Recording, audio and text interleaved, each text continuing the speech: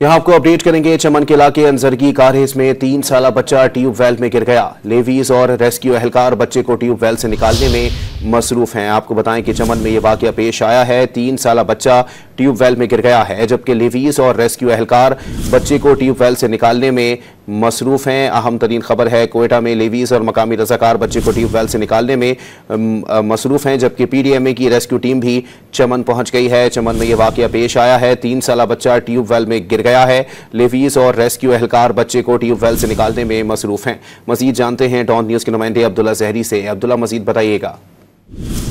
जी बिल्कुल, ये चमन में निजी ट्यूबवेल में एक 3 साल बच्चे के गिरने की इत्तला के बाद मकामी अफराद और रजाकार पहुंचे। ताम लवाकिन की जानिब से ये बताया गया कि तकरीबन 1600 फीट गहराई में ट्यूबवेल में बच्चा गिरा है, जिनको निकालने की भरपूर कोशिश की गई, लेकिन वसाइल ना होने की वजह से बच्चे को फौरी तौर पर बाहर नहीं निकाला जा सका, जिसके मौके पर PDMA हुकाम को फौरी तौर पर इत्तला दी गई। तो कोयटा से टीम PDMA की टीम चमन पहुंच चुकी है, जिनमें टेक्निकल अफराद भी शामिल है, जिनके बताया जा रहा है कि उन टेक्निकल जो अफराद उनके जरिए बच्चे को निकालने के लिए कोशिश की जाएगी, और अगर जरूरत पड़ने पर इन जो टेक्निकल लोग हैं इन्हें जो गहराई पर 1600 फीट गहराई पर जो ट्यूबवेल है वहां पे भी उतारने की कोशिश की जाएगी। जी बहुत शुक्रिया अब्दुल्ला।